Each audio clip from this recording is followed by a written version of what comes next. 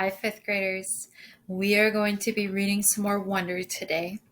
So last time we started part 2, which is told from Via's perspective. And remember, Via is Augie's sister. So we got a really good look inside Via's head. She absolutely loves August. She loves her parents. However, she's ready for Augie to start maturing a bit more. To start kind of taking some things on himself instead of always relying on the people around him to do things for him. We also learned that her two best friends, Miranda and Ella, have been acting differently ever since they started high school.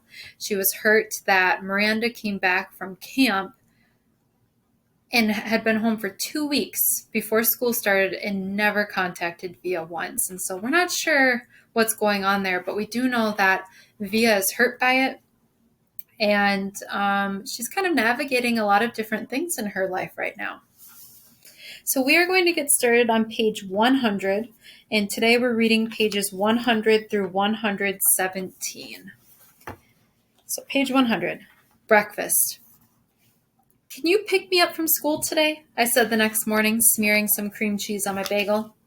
Mom was making August's lunch, American cheese on whole wheat bread, soft enough for Augie to eat, while August sat eating oatmeal at the table. Dad was getting ready to go to work. Now that I was in high school, the new school routine was going to be that Dad and I would take the subway together in the morning, which meant his having to leave 15 minutes earlier than usual. Then I'd get off at my stop and he'd keep going. And Mom was going to pick me up after school in the car. "I was going to call Miranda's mother to see if she could drive you home again," Mom answered. "No, Mom," I said quickly. "You pick me up, or I'll just take the subway." "You know I don't want you to take the subway by yourself yet," she answered. "Mom, I'm 15. Everybody my age takes the subway by themselves." "She can take the subway home," said Dad from the other room, adjusting his tie as he stepped into the kitchen. "Why can't Miranda's mother just pick her up again?" Mom argued with him. "She's old enough to take the subway by herself," Dad insisted. Mom looked at both of us. "Is something going on?" She didn't address her question to either one of us in particular. "You would know if you had come back to check on me," I said spitefully, "like you said you would." "Oh, God, Via," said Mom, remembering now how she had completely ditched me last night. She put down the knife she was using to cut Augie's grapes in half, still a choking hazard for him because of the size of his palate. "I am so sorry. I fell asleep in Augie's room. By the time I woke up—" I know, I nodded indifferently. Mom came over, put her hands on my cheeks, and lifted my face to look at her. "I'm really, really sorry," she whispered. I could tell she was. "It's okay," I said. "Via, Mom, it's fine." This time I meant it. She looked so genuinely sorry, I just wanted to let her off the hook. She kissed and hugged me, then returned to the grapes. "So, is something going on with Miranda?" she asked. "Just that she's acting like a complete jerk," I said. "Miranda's not a jerk," Augie quickly chimed in. "She can be," I yelled. "Believe me." "Okay, then. I'll pick you up, no problem," Mom said decisively, sweeping the half grapes into a snack bag with the side of her knife. "That was the plan all along anyway. I'll pick Augie up from school in the car, and then we'll pick you up. We'll probably get there about 3:45. "No," I said firmly before she'd even finished. "Isabel, she can take the subway," said Dad impatiently. "She's a big girl now. She's reading War and Peace, for crying out loud." "What does War and Peace have to do with anything?" answered Mom, clearly annoyed. "It means you don't have to pick her up in the car like she's a little girl," he said sternly. "Via, are you ready? Get your bag and let's go." "I'm ready," I said, pulling on my backpack. "Bye, Mom. Bye, Augie." I kissed them both quickly and headed toward the door.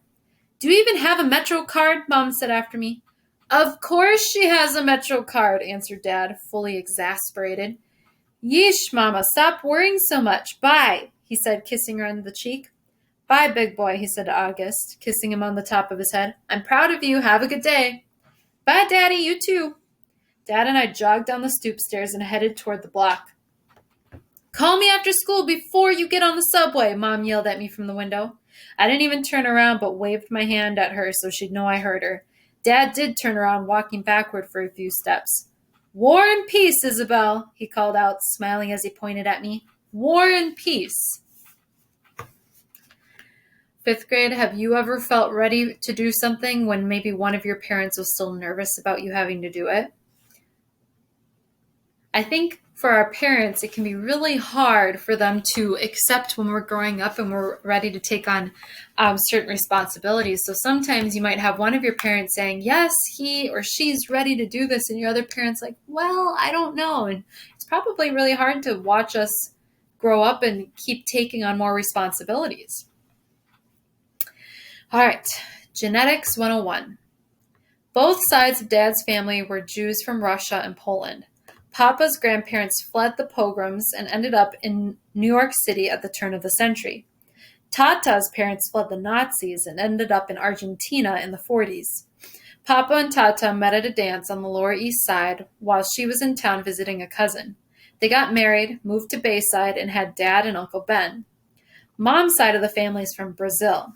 Except for her mother, my beautiful grands, and her dad Augusto, who died before I was born, the rest of Mom's family, all her glamorous aunts, uncles, and cousins, still live in Alto Leblon, a ritzy suburb south of Rio. Grands and Augusto moved to Boston in the early 60s and had Mom and Aunt Kate, who's married to Uncle Porter. Mom and Dad met at Brown University and have been together ever since. Isabel and Nate, like two peas in a pod. They moved to New York right after college, had me a few years later, then moved to a brick townhouse in North River Heights, the hippie stroller capital of Upper Manhattan, when I was about a year old. Not one person in the exotic mix of my family gene pool has ever shown any obvious signs of having what August has. I've pored over grainy sepia pictures of long-dead relatives and babushkas, black and white snapshots of distant cousins in crisp white linen suits, soldiers in uniform, ladies with beehive hairdos, Polaroids of bell-bottom teenagers and long-haired hippies. And not once have I been able to detect even the slightest trace of August's face in their faces. Not a one. But after August was born, my parents underwent genetic counseling. They were told that August had what seemed to be a previously unknown type of mandibulofacial dystosis caused by an autosomal recessive mutation in the TCOF1 gene, which is located on chromosome 5, complicated by hemifacial microsomia characteristic of OAV spectrum. Sometimes these mutations occur during pregnancy. Sometimes they're inherited from one parent carrying the dominant gene. Sometimes they're caused by the interaction of many genes, possibly in combination with environmental factors. This is called multifactorial inheritance. In August's case, the doctors were able to identify one of the single nucleotide deletion mutations that made war on his face. The weird thing is, though you'd never know it from looking at them, both my parents carry that mutant gene, and I carry it too.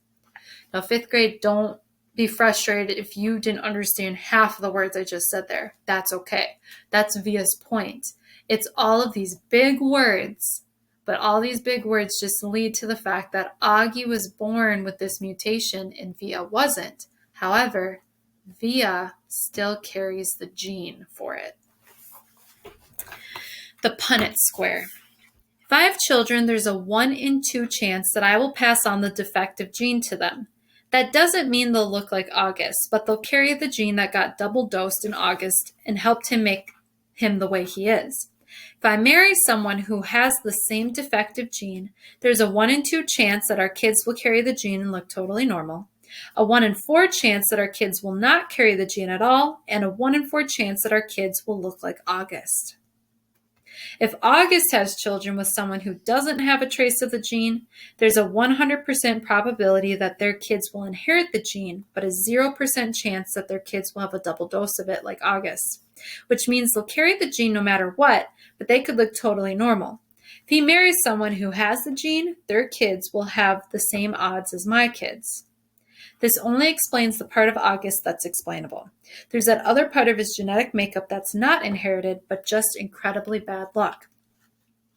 Countless doctors have drawn little tic-tac-toe grids for my parents over the years to try to explain the genetic lottery to them.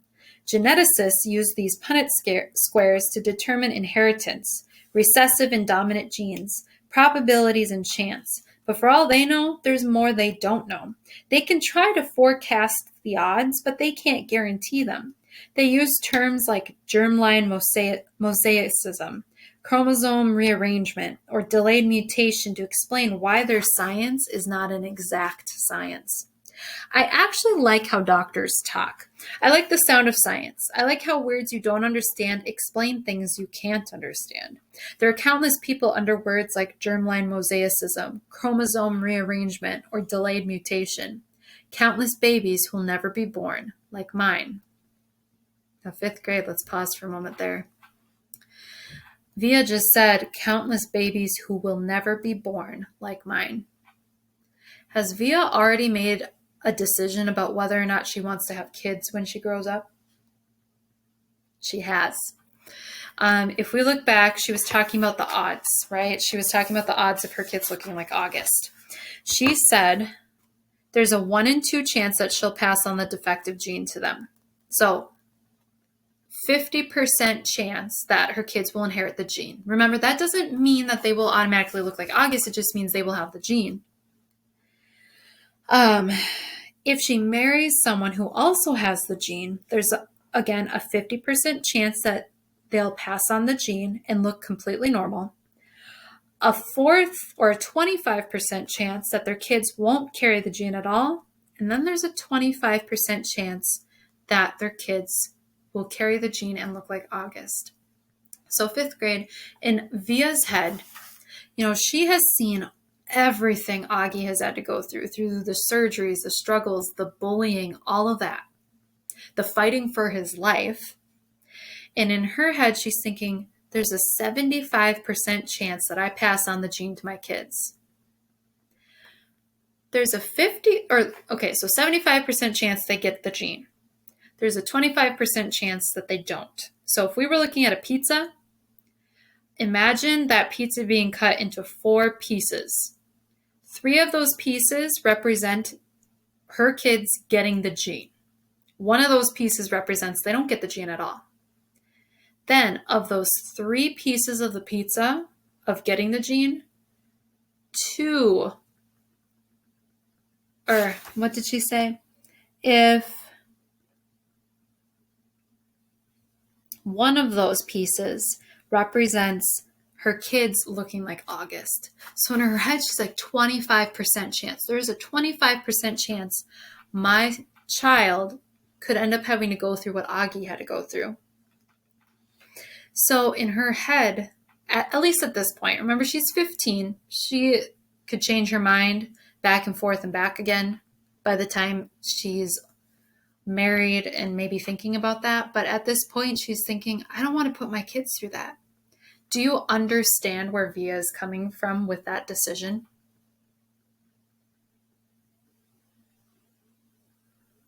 I think a lot of you do. You would understand that would be a really difficult decision.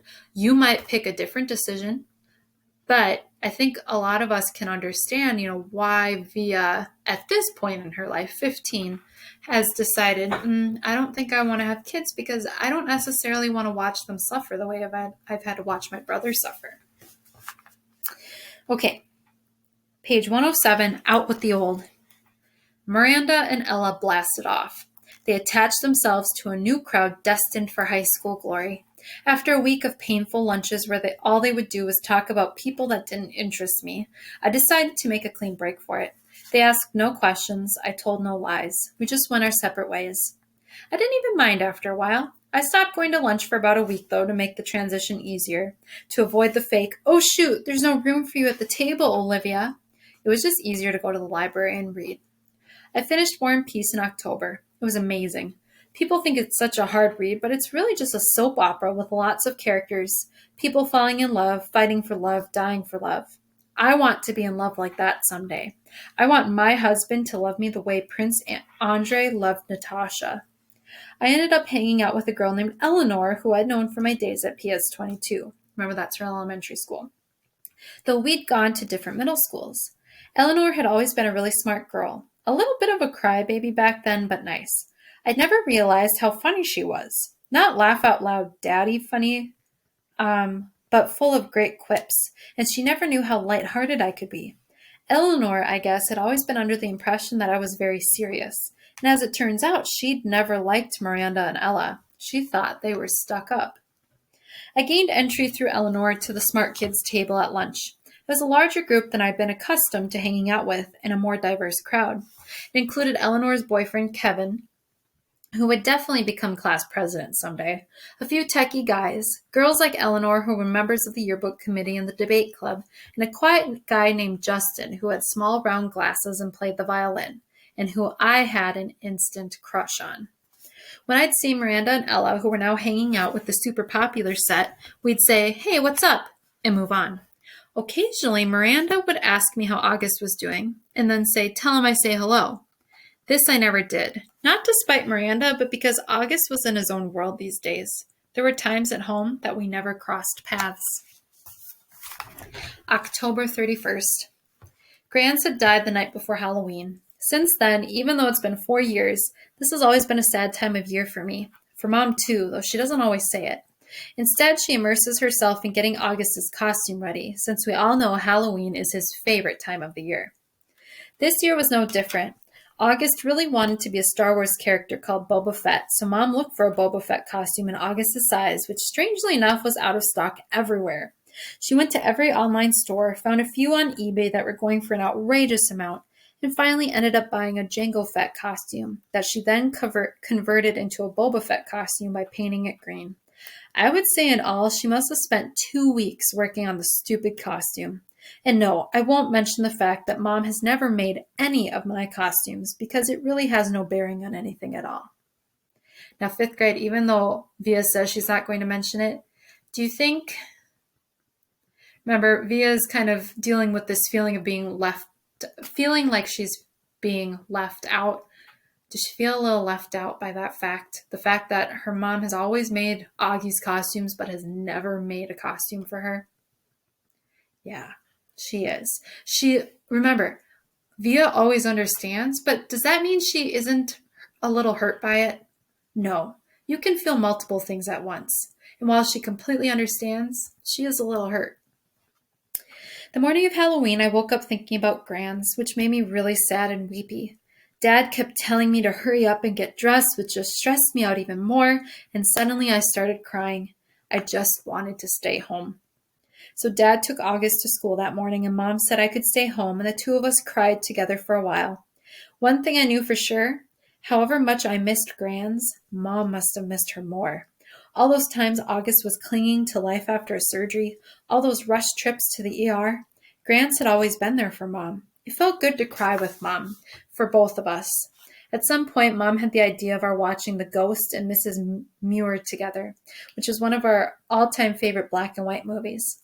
I agreed that that was a great idea. I think I probably would have used this weeping session as an opportunity to tell Mom everything that was going on at school with Miranda and Ella. But just as we were sitting down in front of the DVD player, the phone rang.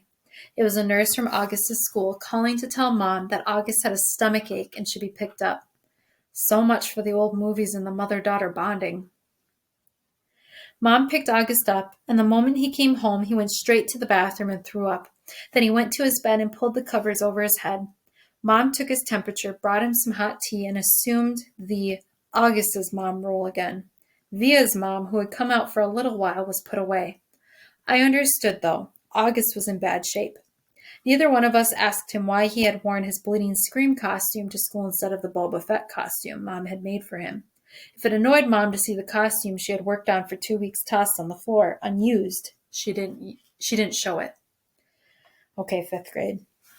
Once again, we know that Via is very understanding and she loves her brother. However, how do you think it felt for her to finally get some alone time with her mom? She phrased it as getting to be with Via's mom instead of August's mom. She finally gets to be with her mom, one-on-one time. And then she gets the call from Augie's nurse at school. Now, this is a tough situation for us as a reader because we know why Augie got sick, and we know that what happened to him is not cool at all, and we completely understand why he got sick to his stomach and needed to go home. But we also can see Via's perspective as well, that she finally gets this time with her mom, and then here comes another situation where Augie has to be the center of attention. And you might be thinking, well, Miss E, why does Augie have to be the center of attention? because of, Via explained the genetics of what's going on with Augie. Whenever he would get sick as a kid, and I think they explain this later in the book, he could get way sicker than other kids his age. So anytime he's not feeling well, his parents kind of have to be super worried and be really diligent about checking his temperature and everything, because he can become way sicker faster than other kids. So the fact that he was sick, that's why suddenly Via's mom had to switch into the August's mom role, because his health, his safety, his life could be in danger. But again, we see Via's perspective. She was so looking forward to having that time with her mom, and then it had to be pushed to the side because of Augie. All right, trick or treat. August said he wasn't feeling well enough to go trick-or-treating later in the afternoon, which was sad for him because I know how much he loved to trick-or-treat, especially after it got dark outside. Even though I was well beyond the trick-or-treating stage myself, I usually threw on some mask or other to accompany him up and down the blocks, watching him knocking on people's doors, giddy with excitement. I knew it was the one night a year when he could truly be like every other kid. No one knew he was different under the mask. To August, that must have felt absolutely amazing. At 7 o'clock that night, I knocked on his door. "Hey," I said. "Hey," he said back. He wasn't using his PlayStation or reading a comic book. He was just lying in his bed looking at the ceiling. Daisy, as always, was next to him on the bed, her head draped over his legs. The Bleeding Scream costume was crumpled on the floor next to the Boba Fett costume. "How's your stomach?" I said, sitting next to him on the bed. "I'm still nauseous." "You sure you're not up for the Halloween parade?" "Positive." This surprised me. Usually August was such a trooper about his medical issues, whether it was skateboarding a few days after a surgery or sipping food through a straw when his mouth was practically bolted shut. This was a kid who's gotten more shots, taken more medicines, put up with more procedures by the age of 10 than most people would have had to put up with in 10 lifetimes. And he was sidelined from a little nausea? "You want to tell me what's up?" I said, sounding a bit like Mom. "No." "Is it school?" "Yes." "Teachers, schoolwork, friends?" He didn't answer. "Did someone say something?" I asked. "People always say something," he answered bitterly. I could tell he was close to crying. "Tell me what happened," I said. And he told me what happened. He had overheard some very mean things some boys were saying about him. He didn't care about what the other boys had said. He expected that, but he was hurt that one of the boys was his best friend, Jack Will. I remembered him mentioning Jack a couple of times over the past few months. I remember Mom and Dad saying he seemed like a really nice kid, saying they were glad August had already made a friend like that. "Sometimes kids are stupid," I said softly, holding his hand. "I'm sure he didn't mean it." "Then why would he say it? He's been pretending to be my friend all along. Tushman probably bribed him with good grades or something. I bet you he was like, 'Hey, Jack, if you make friends with the freak, you don't have to take any tests this year.'" "You know that's not true, and don't call yourself a freak." "Whatever. I wish I'd never gone to school in the first place." "But I thought you were liking it." "I hate it." He was angry all of a sudden, punching his pillow. "I hate it. I hate it. I hate it." He was shrieking at the top of his lungs. I didn't say anything. I didn't know what to say. He was hurt. He was mad. I let him have a few more minutes of his fury. Daisy started licking the tears off of his face. "Come on, Augie," I said, patting his back gently. "Why don't you put on your Jango Fett costume and—" "It's a Boba Fett costume! Why does everyone mix that up?" "Boba Fett costume," I said, trying to stay calm. I put my arm around his shoulders. "Let's just go to the parade, okay? If I go to the parade, Mom will think I'm feeling better and make me go to school tomorrow." "Mom would never make you go to school," I answered. "Come on, Augie, let's just go. It'll be fun, I promise, and I'll let you have all my candy." He didn't argue. He got out of bed and slowly started pulling on his Boba Fett costume. I helped him adjust the straps and tighten the belt, and by the time he put his helmet on, I could tell he was feeling better. 5th grade, have you ever been so overwhelmed that you just kind of need to yell or cry or punch a pillow or something, and then you feel better after that? That's called an emotional release. Sometimes you get so worked up and you kind of have all these emotions boiling up in front of you that you need to do something to get it out. Now, of course, like hurting someone else or yourself would never be an option, but punching a pillow, yelling, crying. Those are what are called emotional releases. And once in a while, it can be good to do that because it lets you kind of relieve some of that emotion. I kind of think of it as a tea kettle. If you've ever boiled water in a tea kettle before, when it's boiling, and finally it needs to let steam out. And that's when you see the steam coming out. You might hear the whistle of the tea kettle. You can think of, those emotional releases as the steam being let out of the tea kettle. It's letting some of that stuff that's been boiling up release. And then usually afterwards, you do end up feeling better and you can calm down. Time to think. Oh, let me get a drink of water.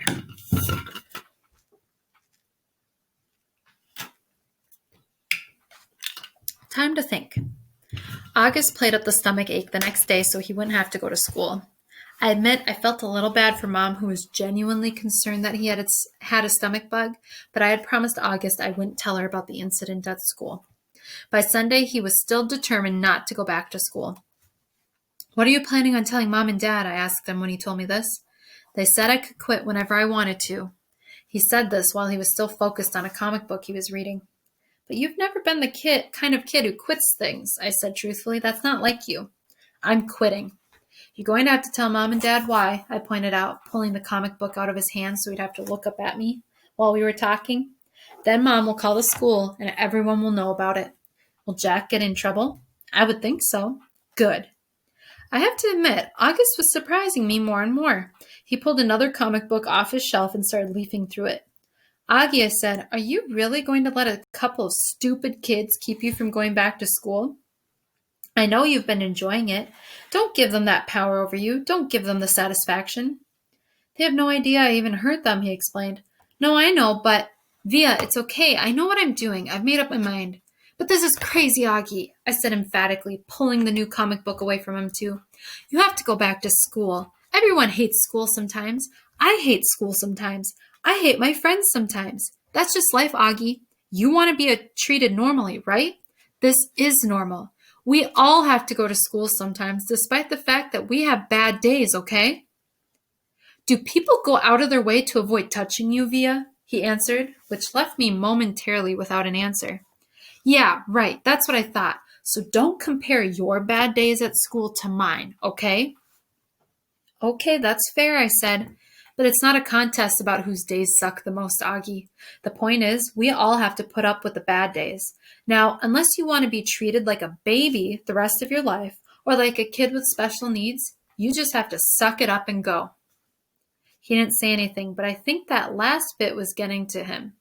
Now, 5th grade, do you think Augie has ever been spoken to this way before? No.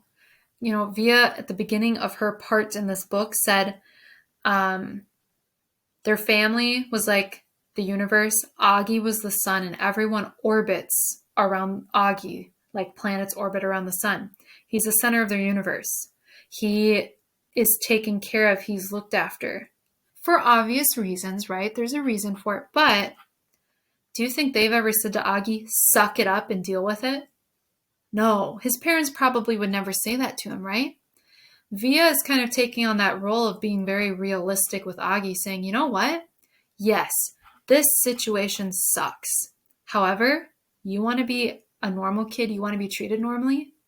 This is what normal kids do.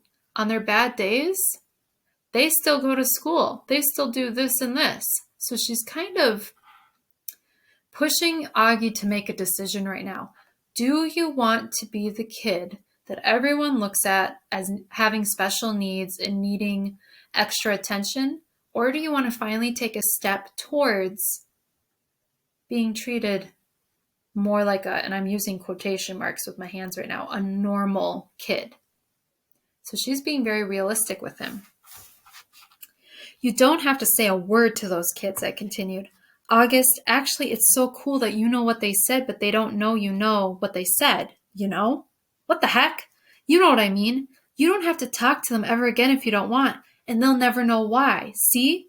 Or you can pretend to be friends with them, but deep down inside you know you're not." "Is that how you are with Miranda?" he asked. "No," I answered quickly, defensively. "I never faked my feelings with Miranda." "So why are you saying I should?" I'm not. I'm just saying you shouldn't let those little jerks get to you, that's all. Like Miranda got to you. Why do you keep bringing Miranda up? I yelled impatiently. I'm trying to talk to you about your friends. Please keep mine out of it. You're not even friends with her anymore. What does that have to do with what we're talking about? The way August was looking at me reminded me of a doll's face. He was just staring at me blankly with his half-closed doll eyes. She called the other day, he said finally. What? I was stunned. And you didn't tell me? She wasn't calling you, he answered, pulling both comic books out of my hands. She was calling me, just to say hi, to see how I was doing. She didn't even know I was going to a real school now. I can't believe you hadn't even told her. She said the two of you don't hang out as much anymore, but she wanted me to know she'd always loved me like a big sister. Double stunned, stung, flabbergasted. No words formed in my mouth. Why didn't you tell me? I said finally. I don't know, he shrugged, opening the first comic book again. Well, I'm telling Mom and Dad about Jack Will if you stop going to school, I answered. Tushman will probably call you into school and make Jack and those other kids apologize to you in front of everyone, and everyone will treat you like a kid who should be going to a school for kids with special needs. Is that what you want? Because that's what's going to happen. Otherwise, just go back to school and act like nothing happened. Or if you want to confront Jack about it, fine. But either way, if you... Fine, he interrupted. What? Fine, I'll go, he yelled, not loudly. Just stop talking about it already. Can I please read my book now? Fine, I answered, turning to leave his room. I thought of something. Did Miranda say anything else about me? He looked up from the comic book and looked right into my eyes. She said to tell you she misses you, quote unquote. I nodded. Thanks, I said casually, too embarrassed to let him see how happy that made me feel. Okay, 5th grade. So, Via managed to talk Augie back into going to school.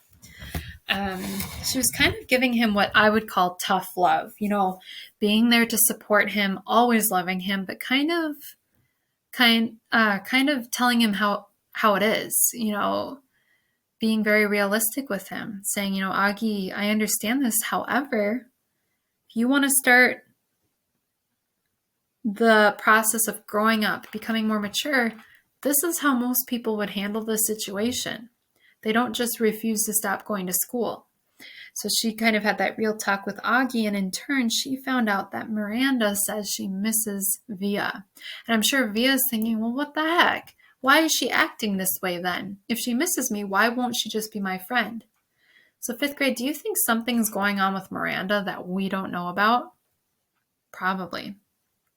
So I want you to think in your head 2 predictions. First, I want you to predict what's going to happen with Via and Miranda. Now I want you to predict what's going to happen with Augie. Do you think he'll end up going to school and confronting Jack Will? Do you think he will end up going to school and just keeping space from Jack Will? Do you think he'll tell a teacher or his parents? What do you think is going to happen? Nice work today.